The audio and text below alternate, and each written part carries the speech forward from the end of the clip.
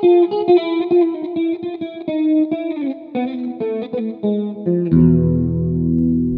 and welcome back to the podcast Byzantium and Friends. I'm Anthony, your host.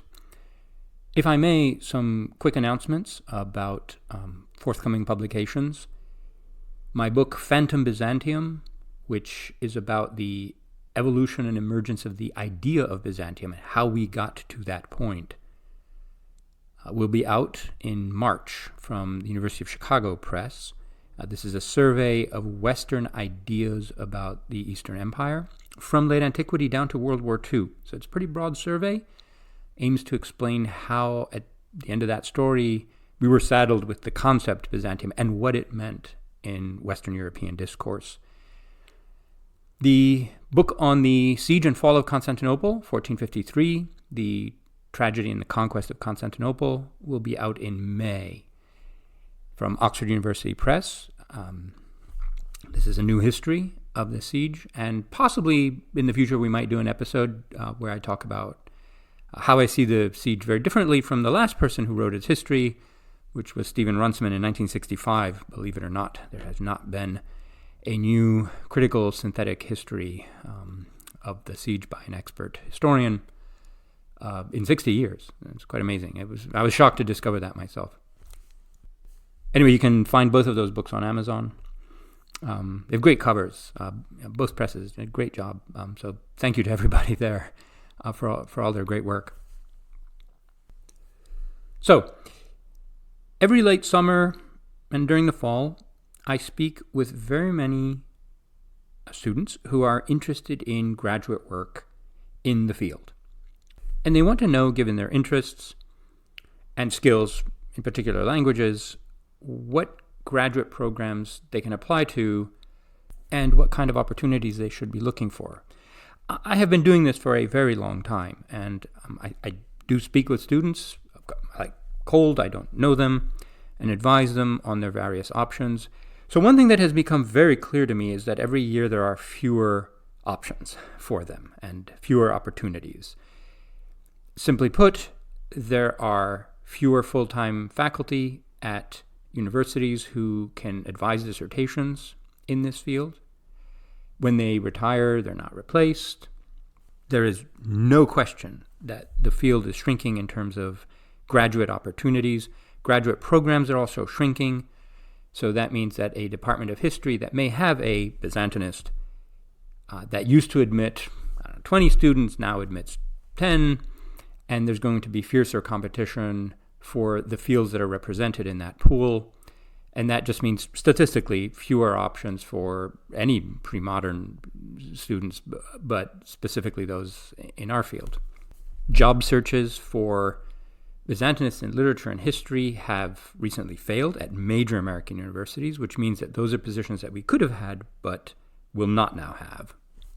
So the path to obtaining a PhD in this field and all of its related subfields or adjacent fields is becoming narrower, while at the same time there are fewer and fewer job openings for specialists, in some cases none, though of course one can always apply for a generalist sort of medieval position or pre-modern, but field-specific job postings are becoming very scarce.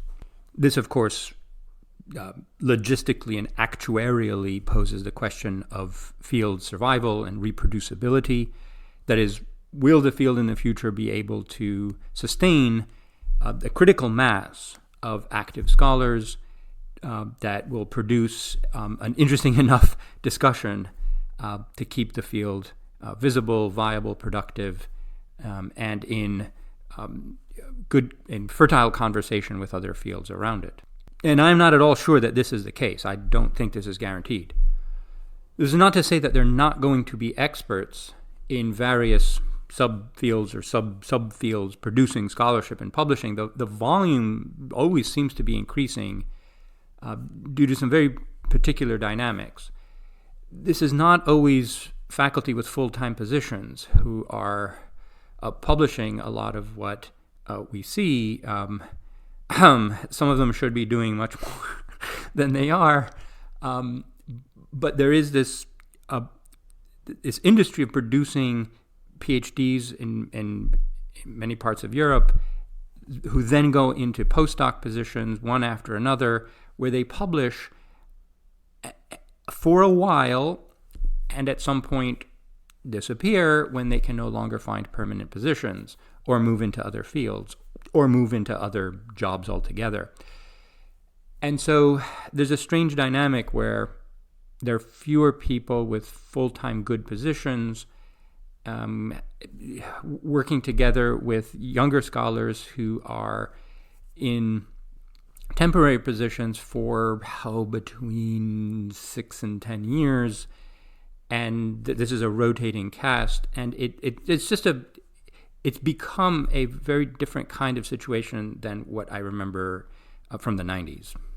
In the process, make no mistake, some fields are lost or lose the critical mass of personnel that they need in order to keep up the work that they used to be doing. I will mention here, for example, Byzantine law. This used to be a very active field due to two major centers of study in Europe. Those researchers have retired or died. Those centers have not been replaced in quite the same way. There are, of course, people working on Byzantine law. Some are doing very good work. But it's just not the same in terms of its weight and presence in the field, and the kinds of projects that can be undertaken with, a well-funded group of scholars is just a very different thing than an individual here or there. So, when you talk to many academics about small esoteric technical fields that are supposedly on the verge of extinction in an era of austerity and constant cuts and downsizing, they will usually mention Assyriology, just kind of the ideal type of such a field that cannot rely on sort of national histories, languages, religions, ethnicities to generate institutional support by the modern nation states, and has to survive solely because of its intellectual value and for studying a certain part of the world in a period when lots of things were happening for the first time in the history of human civilization, but also does require the mastery of some very difficult languages written in very unfamiliar types of scripts, and so forth. Now, as it happens, the University of Chicago is one of the leading centers for the study of the ancient Near East and all of its languages and cultures. And I will mention in particular what used to be known as the Oriental Institute and is now known as the Institute for the Study of Ancient Cultures, which is dedicated precisely to the study of those languages and cultures.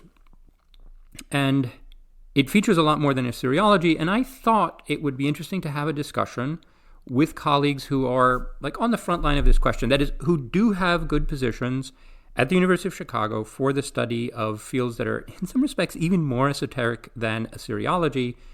Specifically, I wanted to speak to two guests who represented the fields of Sumerology, the study of the ancient Sumerians, and that is Jana Matuszak, and the Hittites, so Hittitology, and that is my colleague Petra Goedegebuure, who are faculty members in the ISAC, the Institute for the Study of Ancient Cultures, but also our Middle Eastern Studies department, which is, I think, where their tenure units are housed. Anyway, it's a complicated institutional situation. We don't need to get into it.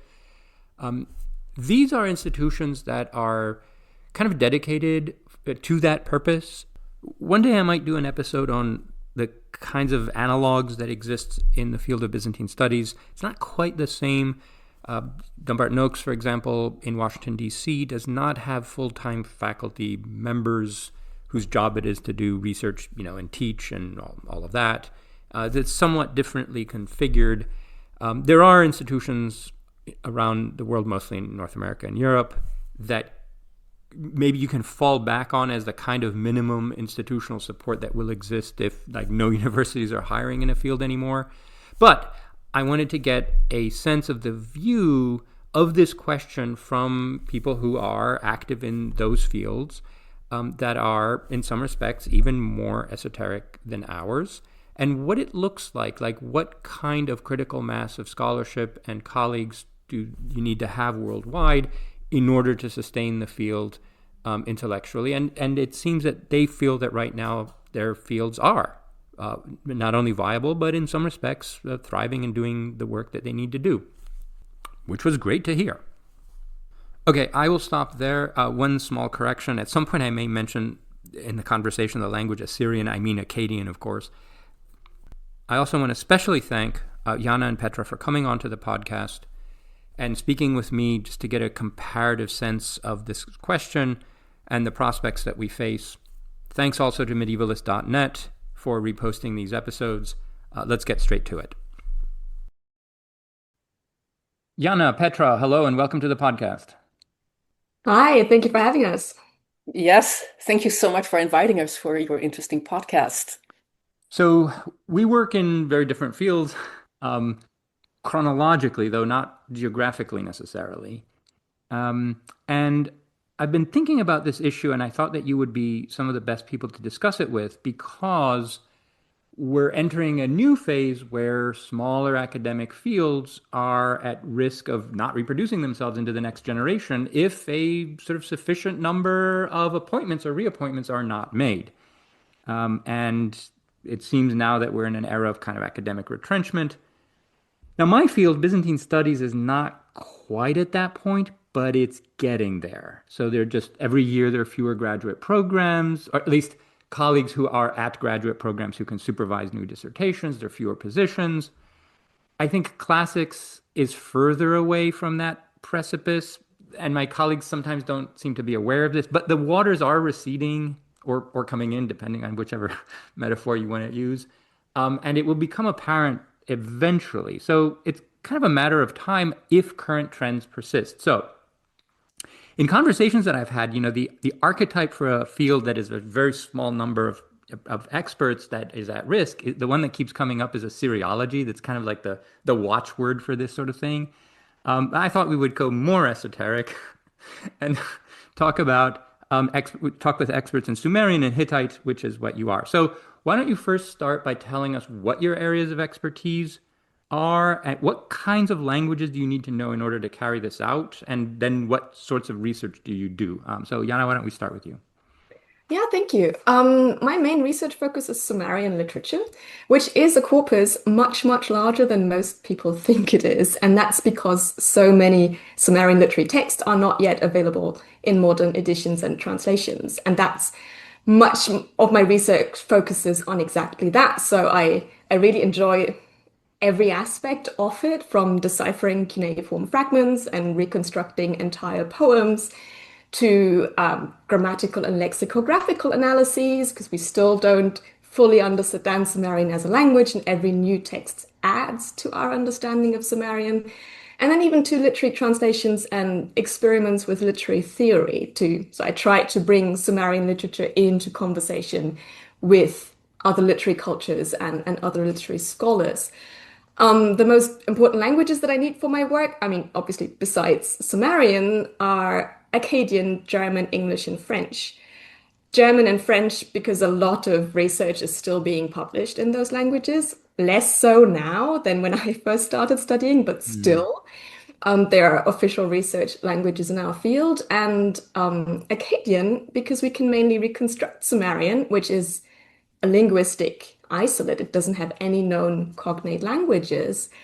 And it died out as a spoken language 4,000 years ago. We can mainly reconstruct Sumerian through the grammar textbooks and the dictionaries that Akkadian scholars left us. So we need to understand a kind of an Akkadian perspective on Sumerian first before we can then kind of go further. Okay, that was a follow-up question. Does that mean that experts in Sumerian literature absolutely have to also know Assyrian? I would say so, yes. Okay, good. Petra? Yes, thank you. So I am a linguistically oriented Hittitologist and a philologist, which means I both work with reading cuneiform texts. Hittite is written in cuneiform on clay tablets. The script was indeed borrowed from Mesopotamia. So I am a Hittitological philologist working with Hittite language, but also related languages. Unlike Sumerian, Hittite is not an isolate. Hittite belongs to the language family of the Anatolian languages, and the Anatolian languages themselves belong to the Indo-European languages. So there are really similarities between some Hittite words and English, for example. A great example always is the word for water is vadar, for example. Or to eat, right, is ad or ed. Right? So let me first talk about what I do. So I am a philologist, which means I edit texts. I explore the grammar from a rather classical perspective, the way you were taught Latin in school, for examples, right? Latin in school.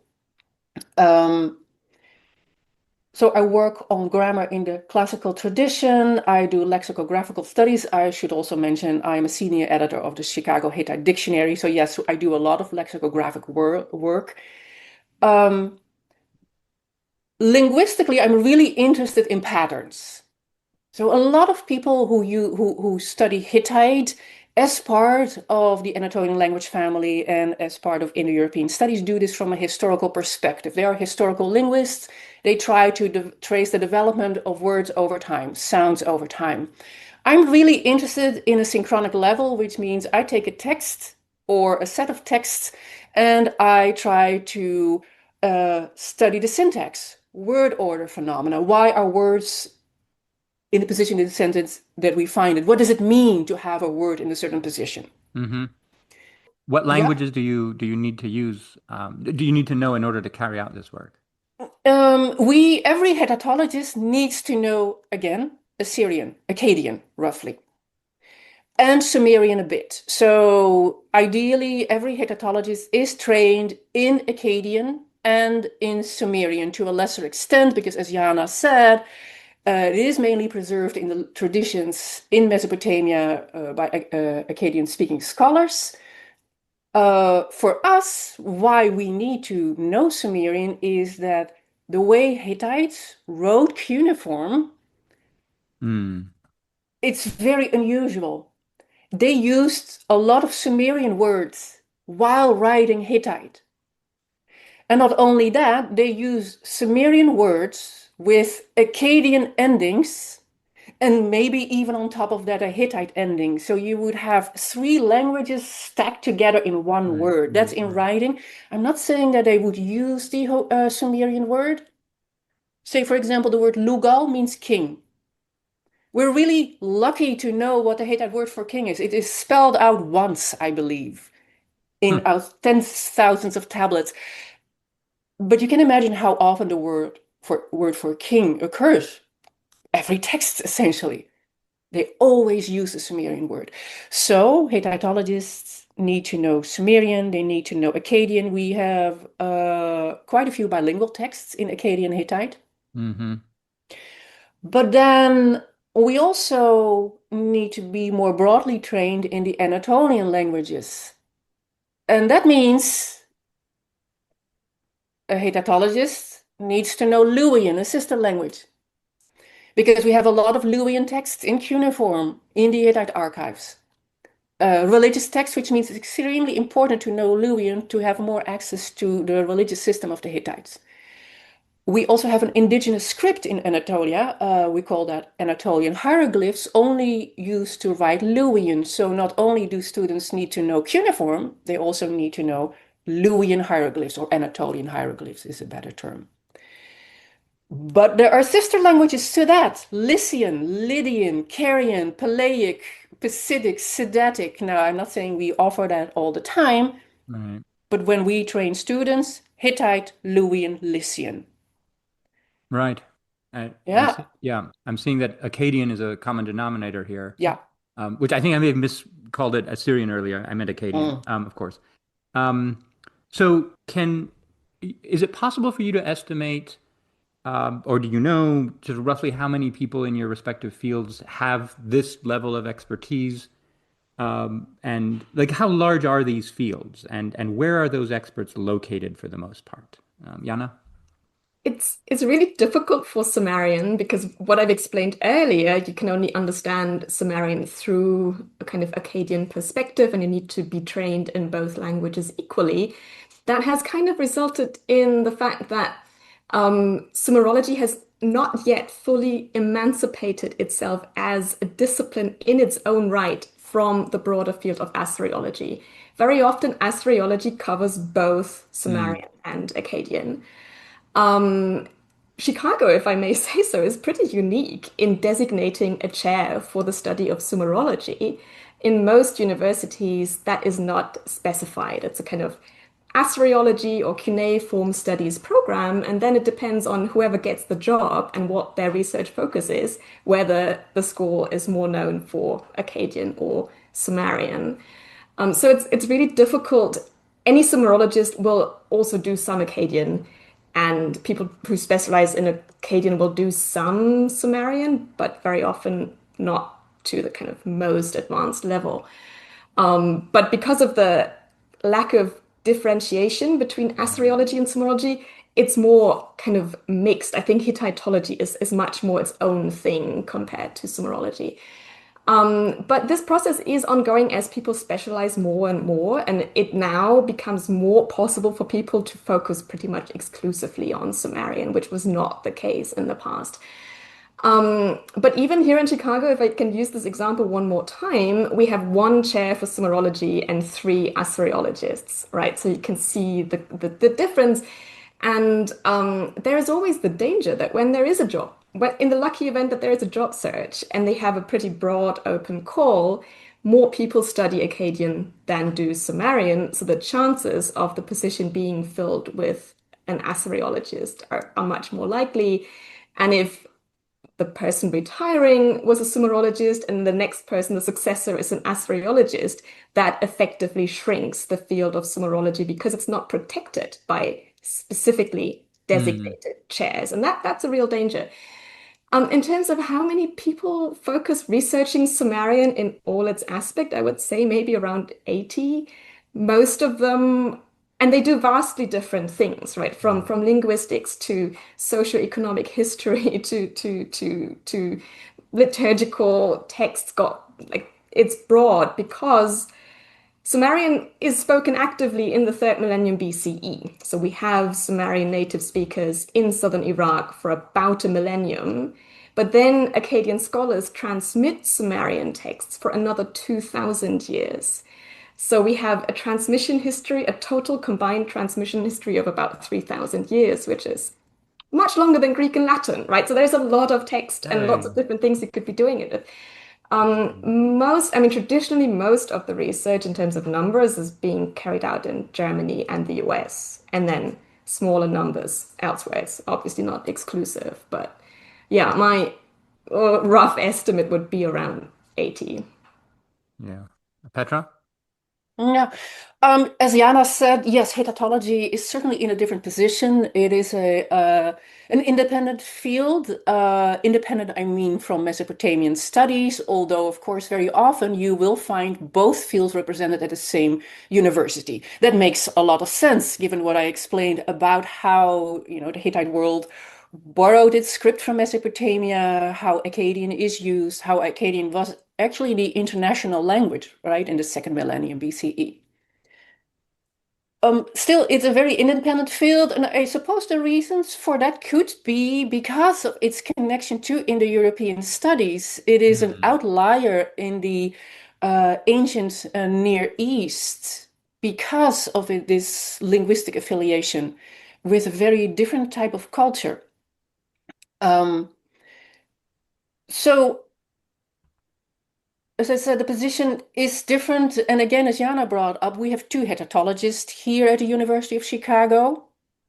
And more, of course, Stefan and Hout, who has retired, is still functioning as the executive editor of the Chicago Hittite Dictionary, which means we have three Hittitologists working in the field. And that actually is a very unique position. This is where we here really stand out at the University of Chicago at ISAC.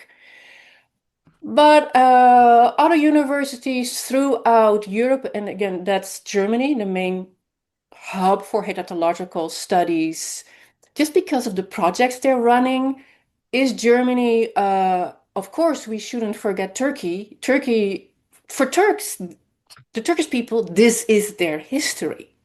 Right. So a lot of Turkish people will know about the Hittites. So there were quite a few universities in Turkey where Hittite is being taught. Although my estimate would be that more people are archaeologists, of course, because it's literally in the ground there. More people are Right. archaeologists in Turkey than they are full-blown philologists. That, my impression, is different from everywhere else. But Turkey, if we look at how many people there are, Jana said about 80, I would say a couple of hundred. We have international conferences of Hittitology every 3 years. Mm-hmm. Dedicated conference for our field. And then there are many more smaller meetings on Luwian studies, Luwian dialectology, you name it. So the international conference, that is the main one. We have a couple of hundred, like 300 attendees. But what is quite interesting, I'm really happy about it, philology, linguistics, religion studies, economic studies, and archaeology are integrated. So we'll have everything represented at the same conference. And that is really how you should approach Hittitology. And who I didn't mention, Liana, thinking of that, we have Anatolian archaeologists also at Isaac. Mm-hmm. James Osborne, but also our director, Tim Harrison, for example, works on Anatolian culture. We're on a shaky basis, but we will talk about that later when it comes to Yeah. training the next generation, right? But we're not in a bad position. Oh, yeah. Jana. I just really want to emphasize that the 80 number that I threw out here is people who focus primarily on Sumerian. If you count all, Yeah. Assyriologists, of course, then we look much more better and Yeah. healthy as well. Yeah, the issue of the international conferences or congresses is interesting because while not everyone who is an expert in a certain field will show up to these, I was at the Assyriology one in Helsinki a couple of years ago. Yeah. You get a sense of the relative size of fields, and so being as someone who attends the classical studies conferences, the International Byzantine Studies conference, and this one, I got a sense of the difference of scale. I mean, it's palpable at these conferences. And there's something else that's interesting about your fields. It's sort of in relation to mine, and that's put me on the sort of Greek and Latin side, even though I'm sort of more of a medievalist in that sense. But your fields are based on the discovery of materials and the decipherment of languages that took place in the 19th, 20th, and 21st centuries. That's ongoing, right? These are very new discoveries. And even though paradoxically, in a way, they are the oldest systems of writing in either absolutely or in certain linguistic traditions. And the contrast, of course, in classics has had a continuous history of study and transmission and was never lost, never needed to be, rediscovered, and is therefore in many ways integrated into things like, European or Western identity and things like this, and has always received attention. So did your fields at any point have a kind of golden age at some point with more resources being poured into them, more positions that you sort of look back to and think, if only we could get back to that age? Or have they always gotten by on like this number of scholars or fewer? It was kind of shoestring budgets, the accidents of will someone be replaced or not, or has it always been that way, or do you have a kind of more robust past that you look back to, Jana? Yeah, Petra may have a longer history of this. My impression is that obviously when these cultures were first discovered in the late 19th and early 20th century, there was the buzz of excitement of finding something that we didn't know existed. The Assyrians and the Hittites, they're mentioned in the Bible, and because Akkadian sources are closer to the kind of compilation of the Hebrew Bible and Greek historical sources, we sort of knew that the Assyrians existed, but we didn't have any kind of insight perspective on them. The Sumerians, they died out so long ago, they were never mentioned. So nobody knew the Sumerians existed until they were found in cuneiform sources in the late 20th century. So there's a lot of this to just kind of catch up on, and that is exciting. And there is a moment in the early 20th century where the German Kaiser, the emperor, develops an interest in this, right? And you have people like Rockefeller who support James Henry Breasted in founding the Oriental Institute in Chicago. So there are moments in the early 20th century where there's, big patronage and money being poured into this. I was recently reading correspondence by Edward Chiera, who was professor here at Chicago in the 1920s and 1930s, and he was tasked with Breasted in developing and building and expanding a department. And he said, well, if this place is going to be successful, we need at least, at minimum, a Sumerologist, an Assyriologist, and a Hittitologist. So this kind of very unique Chicago distinction kind of goes back to the early 20th century. But then we have the disaster of the two world wars, the connection with the Bible, which is very important in the early decades, kind of recedes, goes to the background. In Germany, at least, there are the kind of post-Second World War Wirtschaftswunder years where more departments are being funded and more positions are being created, which now they're struggling to maintain. So, I mean, in the most general sense, of course, periods of global or at least national economic prosperity make it more likely that resources are also poured into very exotic fields. But I would say probably the late 19th and early 20th century, when these cultures were first discovered, that's when they received most public attention and financial support. Right. It becomes more difficult now.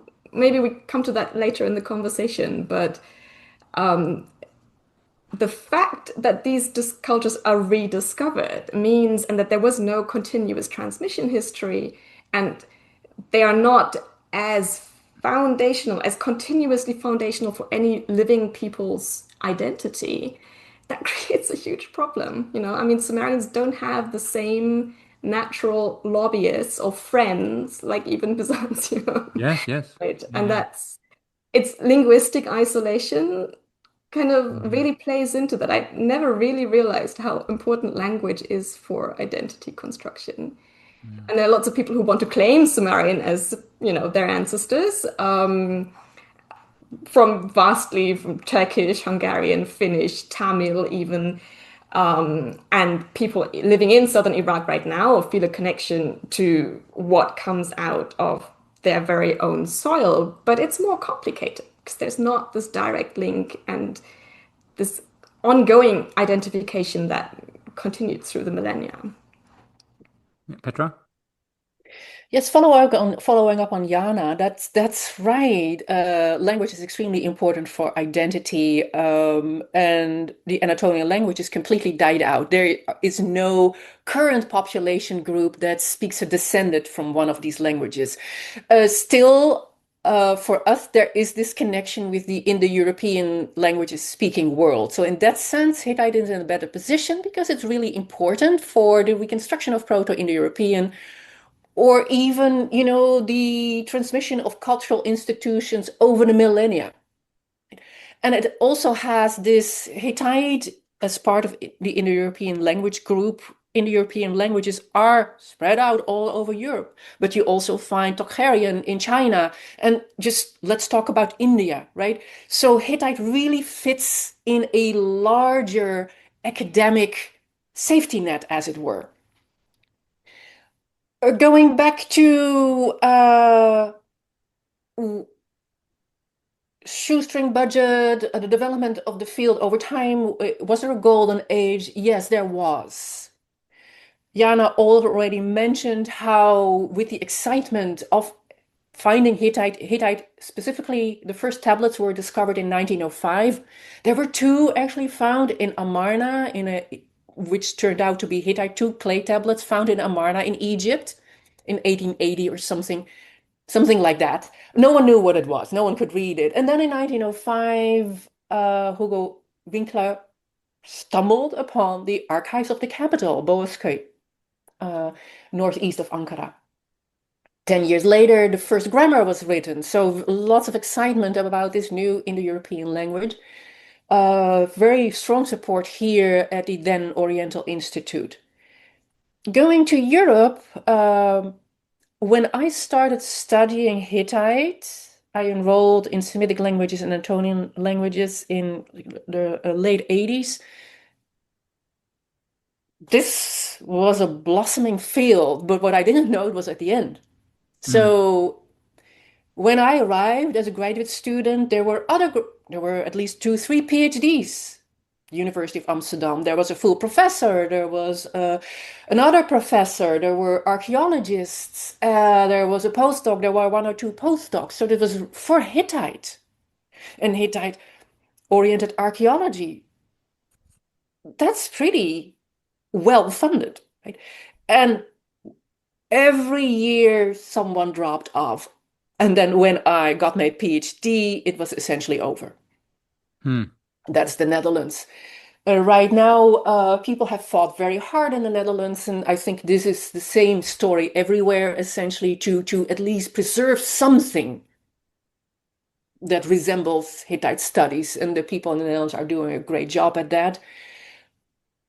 What you have in Europe and what we don't have here so much is there are a lot of there's a lot of project-based research. On the one hand, you don't have a lot of positions in Europe, but you do have many temporary positions, postdocs, PhD students, ERC grants. These are the 1.5+ million euros funded proposals where you have a PI for 5 years with postdocs and PhD students. Here we actually have some positions, but we don't have these large projects. Both are not ideal, right? So it looks as if financially the situation in Europe is better, but there's no guarantee that you will actually be able to have a position if you are a scholar in our fields. And here, finances are far worse from that perspective, but we do have some positions once in a while. Yeah.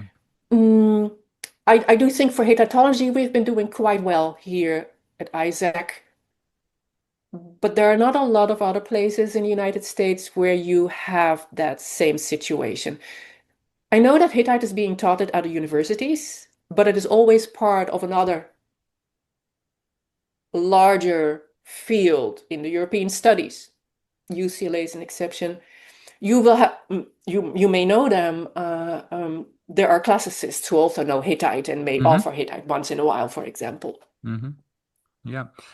This is a situation that I've been, I don't want to say monitoring, that makes it sound too systematic in my field, but I have my eye on it. In other words, I have the impression that even though the number of full-time faculty in my field, especially in, in Europe and North America, is declining. There's just fewer people who have full-time positions and can train students. Nevertheless, I also almost have the sense that the number of publications is increasing. And so the, annual bibliography just gets bigger and bigger. And a lot of that, I think, is being driven by postdocs and these projects.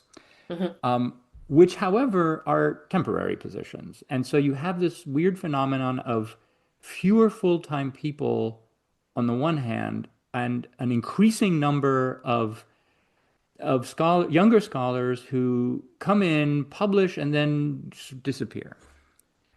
And it's a weird kind of relationship. I see many names that just come and go. And leave a few articles, maybe a study of something, and anyway, it's I don't know. I'm not sure entirely what to make of it, or whether it's it's not a better model for those scholars and postdocs who don't find permanent positions. So I wanted to ask, does your field rely primarily on ad hoc appointments to faculty positions here and there where they come up? Like, this is how it works in my field. There are very few endowed chairs for my field. Mostly it's a university, a major research university will make a decision, well, we need a Byzantinist art historian, or we need a Byzantine historian, or a classics department will decide, very rarely, but they will, well, maybe we need someone who does later things.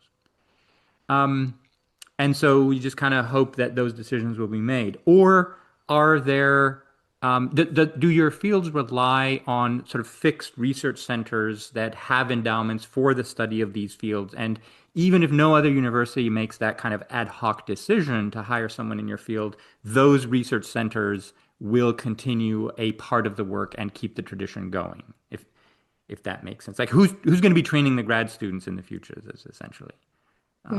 Jana?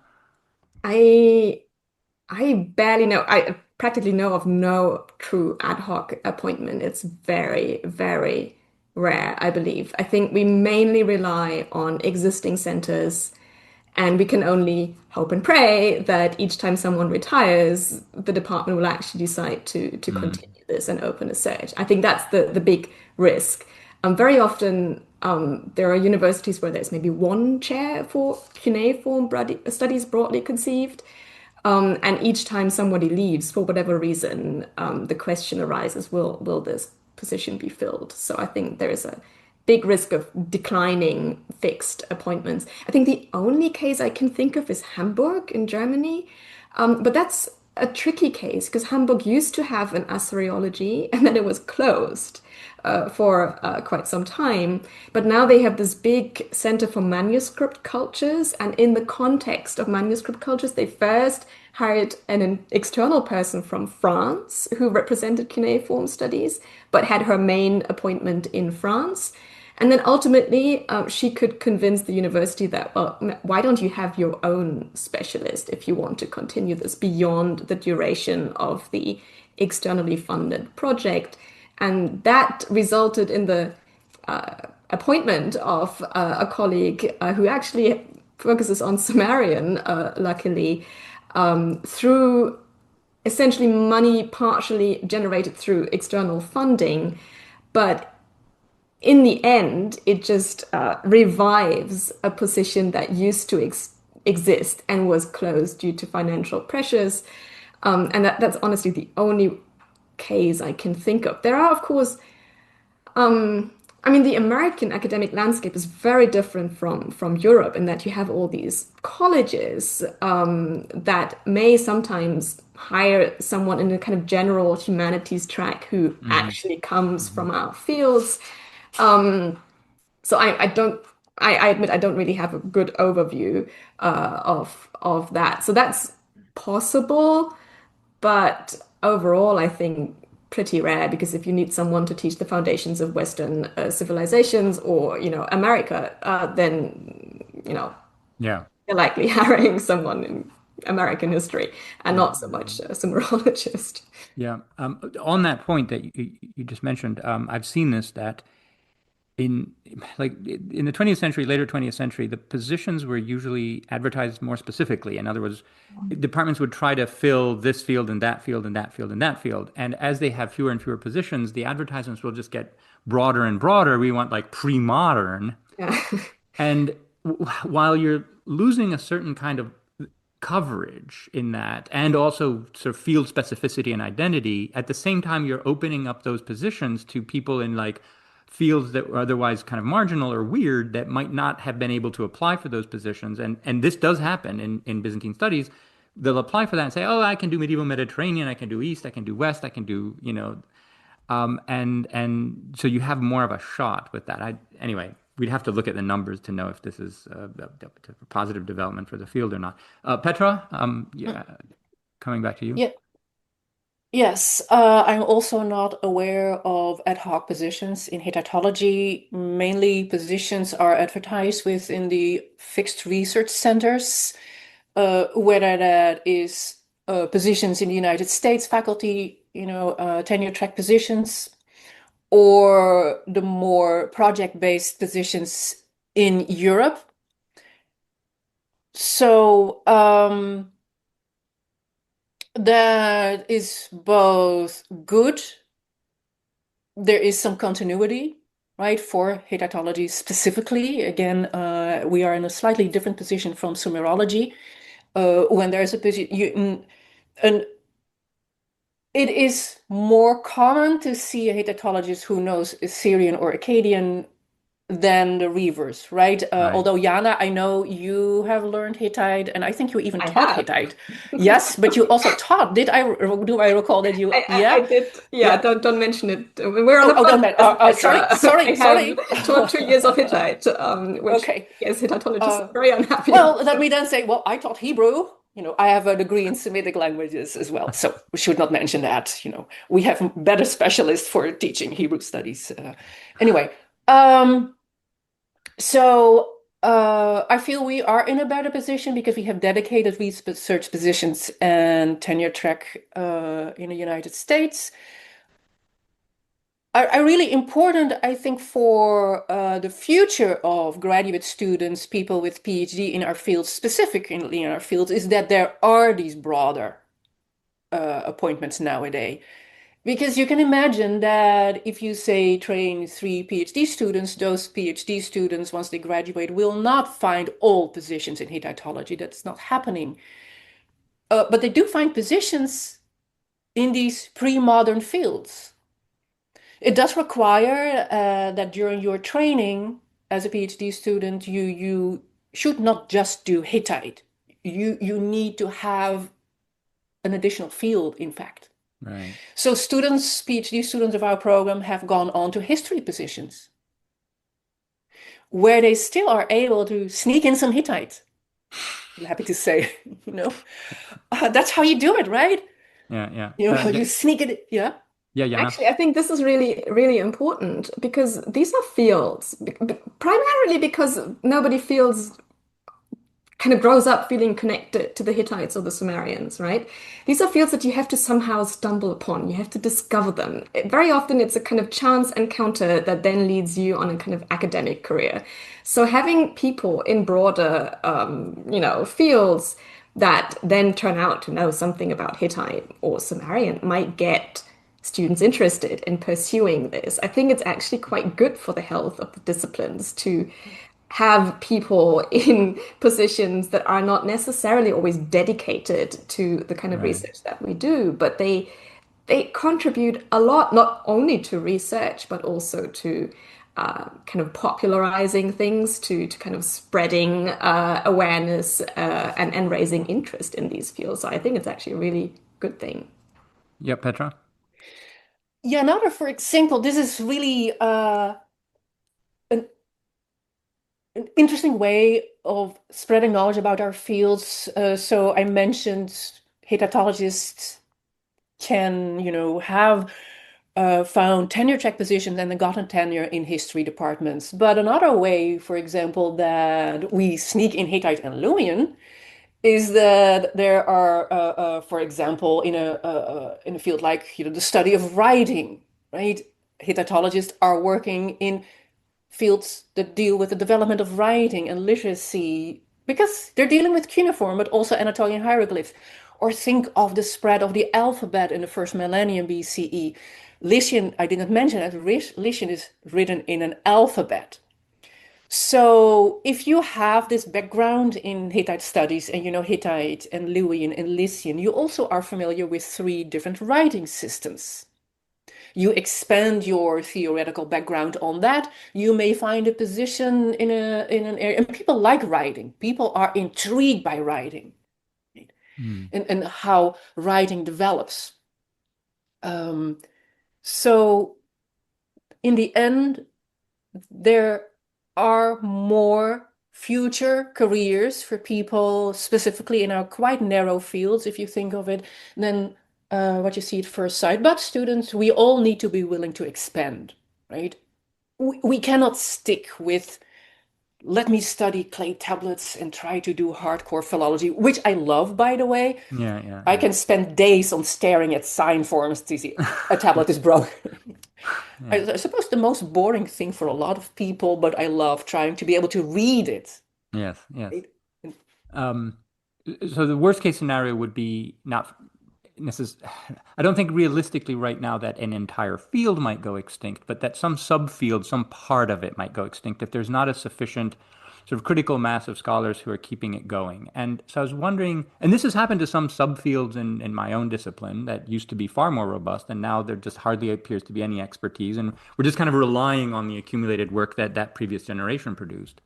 I'm just wondering if your fields are having this discussion about what like might be lost, what might go extinct if you don't have more appointments, or if there's certain subfields that you feel have fallen out because you just, for whatever reason, there's just not enough experts in them. And what does that mean for training students in the future? And if we lose these subfields, like, I mean, I don't know that anyone can answer this, but like, how do we get them back? Can we? Anyway, Jana? Yeah, that's a very good question. I don't think we're yet talking about going extinct, which is good. There is the idea that somebody trained in cuneiform studies, broadly conceived, comprising both Akkadian and Sumerian, has to teach any genre, period, area, has to give as comprehensive an overview of 3,000 years of cuneiform history as possible.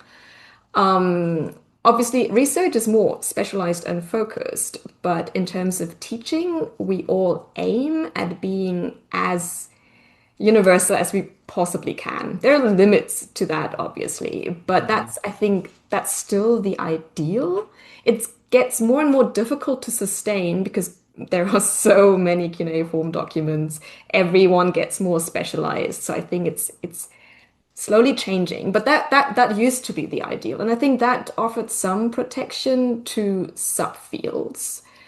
They're not.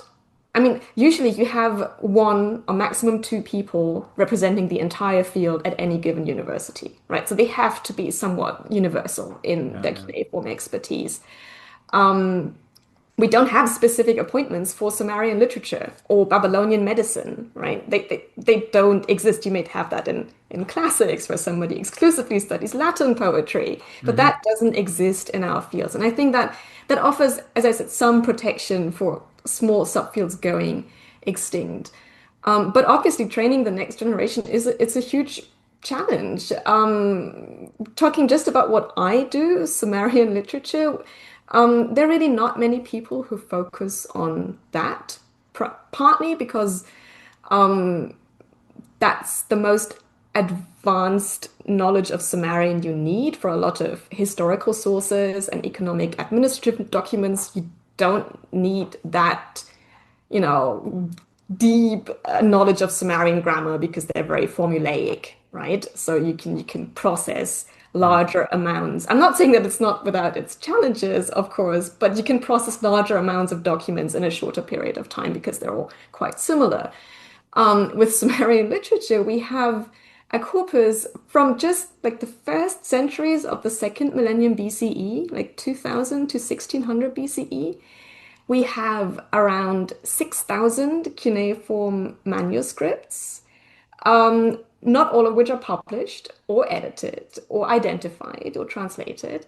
We currently can reconstruct around 450 discrete literary compositions from those few hundred years alone. And I'm not even counting the liturgical corpus, which are long lamentations that have a longer transmission history and continue into the first millennium. So we just have a lot of text and very few people with sufficient training to work on these, because to get to the level of Sumerian that you need, it simply takes time. It takes several years of training. And if you try to, there's no shortcut to learning a language to a degree where you can decipher cuneiform tablets that nobody has read in a couple thousand years, figure out the meaning of words, figure out weird grammatical constructions that are not attested very often, and then make sense of the plot, the narrative, and do something exciting with it.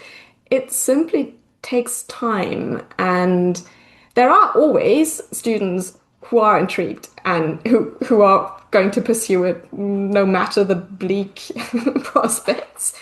But with coming back to a point that you raised earlier, that it becomes less specialized and more broad in terms of positions being advertised, which can be a good thing because, as Petra said, you can sneak in some Hittite where probably people weren't suspecting it.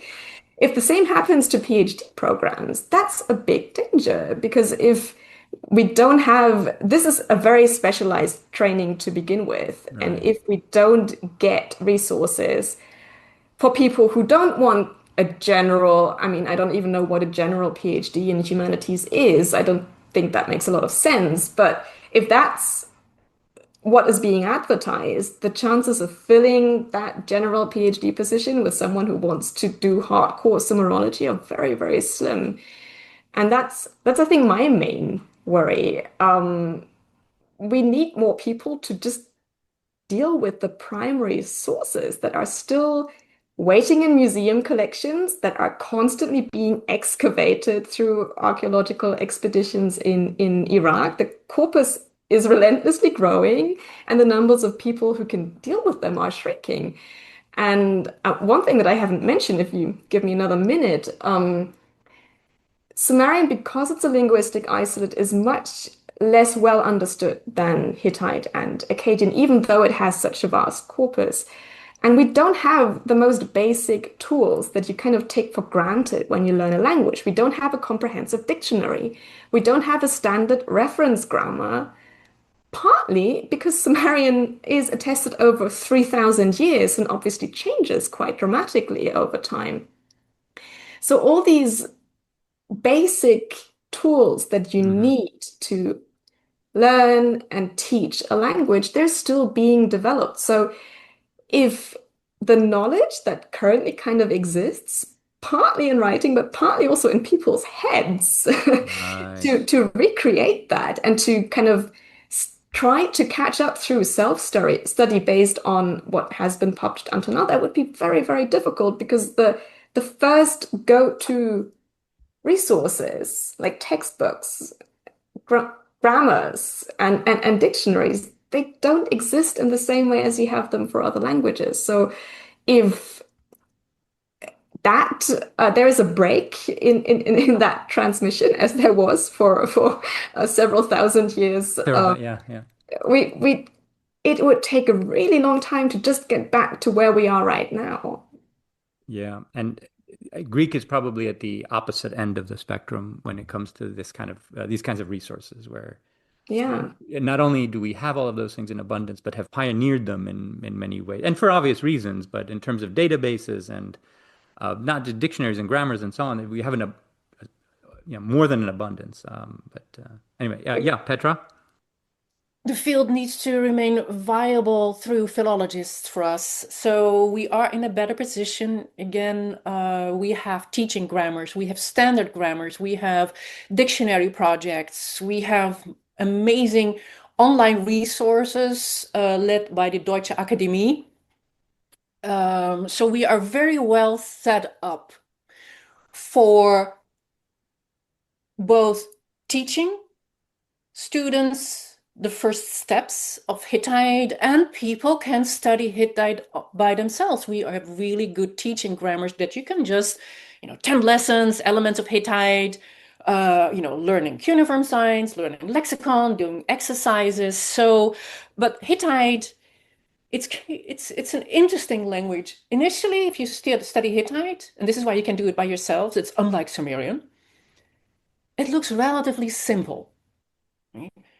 We don't have the massive verbal system like you have in the Semitic languages. We don't have, I'm going to insult you, Anthony, that weird system with aspects as you have in Greek or you name it, Latin. It looks so simple until you stare up a huge cliff and you realize, okay, I did the first steps, and now what? Point is, you cannot learn Hittite in 3 years, right? And so you come in always, students come in without knowledge of this language. No one learns Hittite in high school. I wish they did. but it's not happening. So people go through the BA studies sometimes without having only done it by themselves a little bit. So we need to train students. We give them 3 years of training. It's similar throughout. It's also like that in Europe, but you're not done, right? When you're a PhD in our field, you need at least a decade more training, more reading to understand essentially our texts. And I want to, it's not just about what minimal mass of scholars we need to remain viable, how many students we need to train, we also need to keep them. And so these students, they write wonderful dissertations, but they're highly specialized. Of course, that's the job, right? You write a PhD, it's a specialized thing. But for sustainability, and this is Jana, you already mentioned it, we need to be generalists as well, right?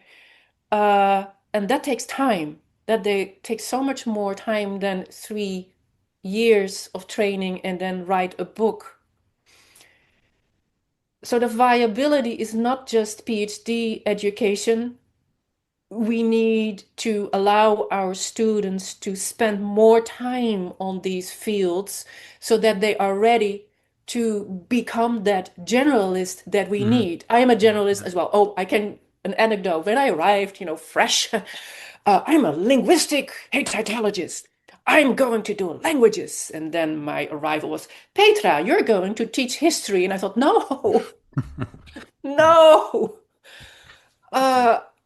How? You find a way, right? But Yeah. I am not a historical thinker. And so, of course, you become this generalist. And now, working with students, whoever wants to do whatever they want, I'm ready to help them. Right? I don't just train linguistic Hittitologists. You want to work on religion, I'm happy. You want to work on literature, I'm happy. Of course, then we have people like Jana, of course, who keeps the students on track with, literary theory, which I don't control. So the viability, it is a bit of an issue because we are now in danger of falling below the level of sustainability. The projects in Germany, especially in Germany, but let's say Europe, the project-based research, you have students, you have postdocs, maybe they can stack postdoc on postdoc position, and that way becoming the generalist that you need to be.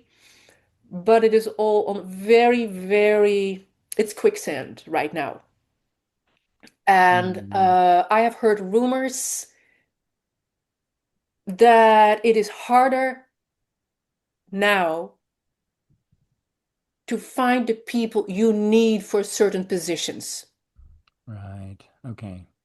It's really has suddenly become it maybe it was a long time in the making, but it has become harder to both train students with continuous cuts in positions, but also harder to fill postdoc positions.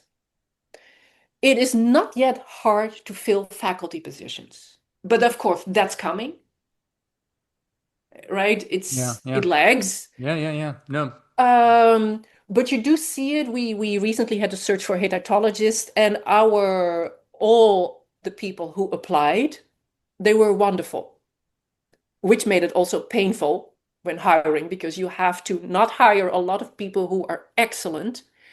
But the interesting thing was that part of the applicants, they were archaeologists applying to a pure philological position.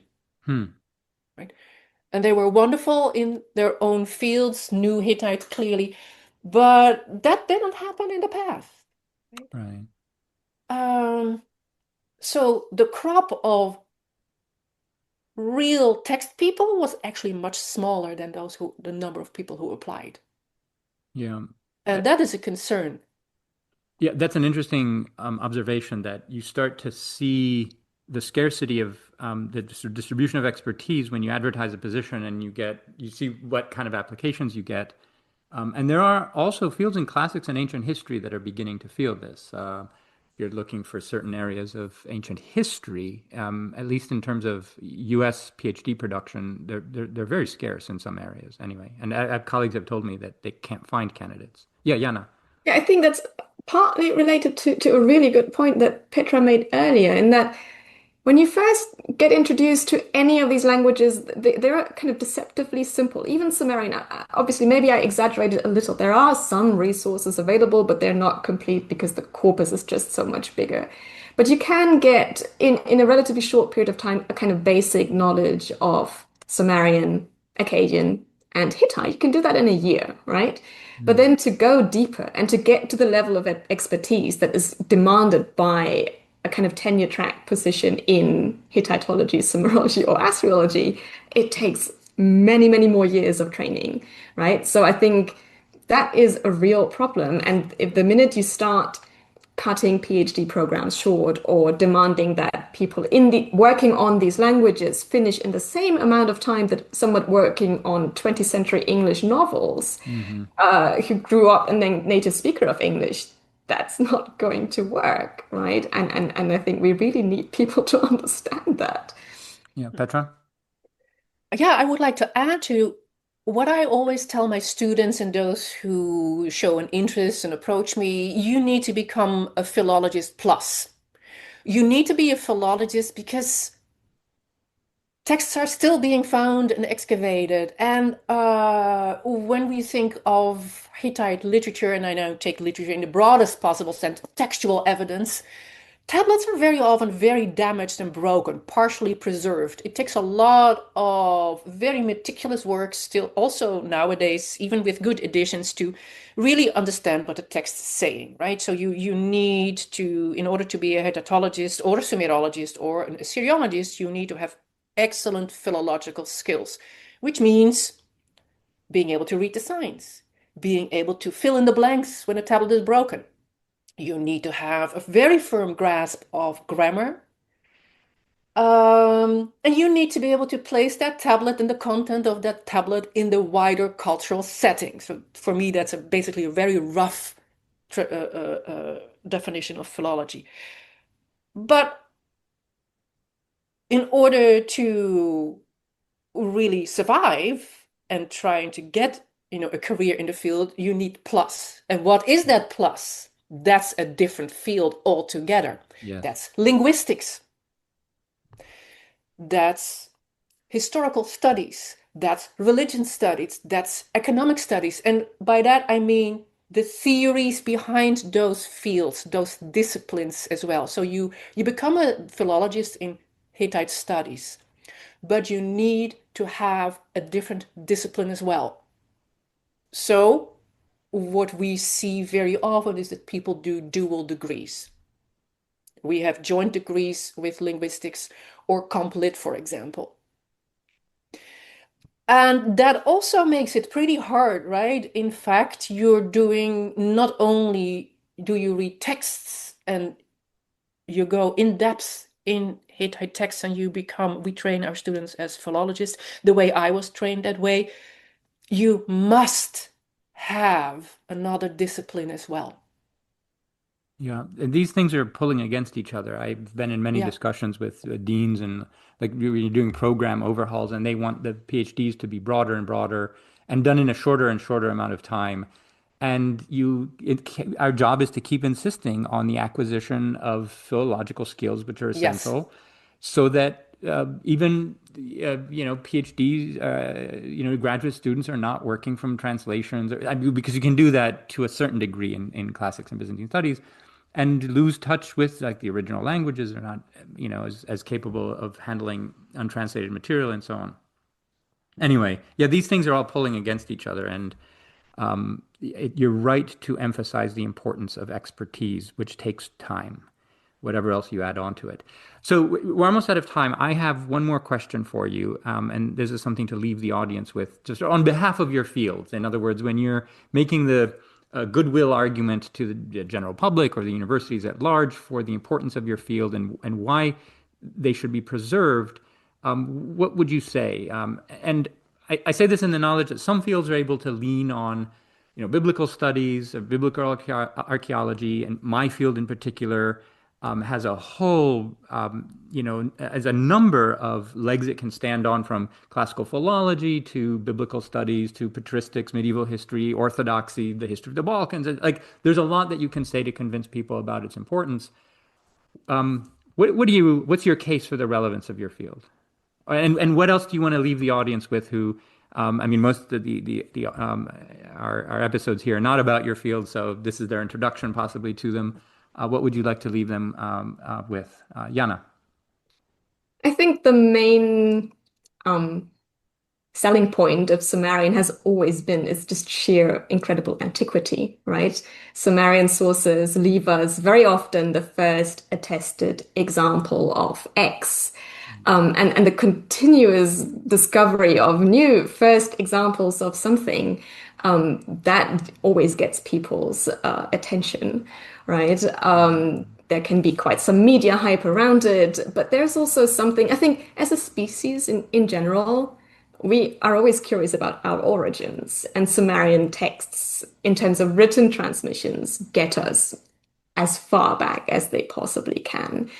To me personally, I think there is something both very touching to be able to read texts that are this incredibly old. I mean, the first known poet was a woman by the name of Urhilina living 2300 BCE in Iraq. That's, I think, roughly like 1700 years before Sappho. And to be able to read her works and still be able to relate to them, that's a really touching experience. At the same time, Sumerian literature, or what fascinates me about Sumerian literature, is not just the fact that I can still relate to it on some level, and I can translate it, and I feel audiences relate to Sumerian literature even when they've never encountered anything like this before. But it's also obviously very different from what we're used to. And I think that, to me, is intellectually very exciting, because it shows us that literature can do things that we kind of lost track of, that we didn't think it can. So there is something both about the kind of our shared humanity that translates across, distances, temporal and spatial, that will never lose a certain sense of fascination, right? To see that people 5,000 years ago thought very similarly as we do today. They had the same kind of worries, hopes, anxieties, fears, certain motifs even. Just this summer, the internet, or some corners of the internet, went crazy over a 4,400 Sumerian myth, which features the first known attestation of the fox as a trickster figure, as we know it from fairy tales growing up, right? And to see this attested in a place that is very remote for most people, that is something. So if I'm kind of trying to be optimistic, I feel like even though maybe the first excitement about the initial discovery is past, it has never lost this kind of fascination for us entirely. There's always something new to discover that can kind of transport us back to that moment. And just the prospect of so many new discoveries in the future, right? The fact that each time we find something new, it might be something that we've never seen before. And I think that is usually something quite easy to translate to both academic and broad audiences. That's very well put. Thank you. Thank you. No end of discoveries in sight is what drives me. Petra? I had similar experiences with reading Hittite or cuneiform documents in general. It's our shared humanity, the realization that those people who lived millennia ago have the feelings we have. I started out because I like structure, I like linguistics, I like patterns, right? I didn't care about the content initially. Until I read a letter. I was learning Akkadian. It was my second year of Akkadian. We were reading Mari letters. Mari is a site in Syria, and I was reading a document from the 18th century BCE, almost 4,000 years ago. Right? And it was a daughter, and I'm now paraphrasing, and I might not remember it that well, but I was struck. It was a daughter who was complaining to her father. It was more like, "Daddy, I know you're so proud I'm a priestess, but I don't want to be a priestess. Essentially, I want to come home. I don't like this religious life." Maybe she wanted to marry and have kids. And suddenly I had to think about in large Catholic families where several of the kids they were going to be nuns and monks, or priests, And suddenly it resonated. This complaint of a daughter to her parents who were so unhappy with her fate in life. I thought, oh, I didn't have that same. I was studying Hittite, right? No one, I cannot accuse anyone of trying to stop me doing what I like clearly here, because otherwise you would not become a Hittitologist. And suddenly I saw this connection between our lives nowadays and those lives millennia ago. And of course, there are clear differences, but it is our shared humanity, the continuity. I mean, I always think of, humanities, right? We were under fire right now. But I want you to ask yourself, do bees have history? Do they know about their previous colonies? Or when their queen died and they had to find a new place to live? Do they have this transmission of knowledge, right? But we do, right? We do have this, if you're interested, and a lot of people have this interest.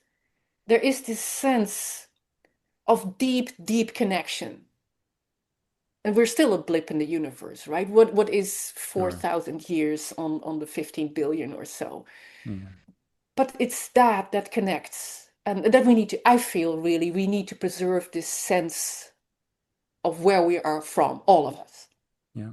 Jana? Yeah, I mean, cuneiform sources, Sumerian, Akkadian, Hittite, everything, they really provide us access to the first third of human history, right? Yeah. It's not an insubstantial period of time, and it is fundamental for our lives today.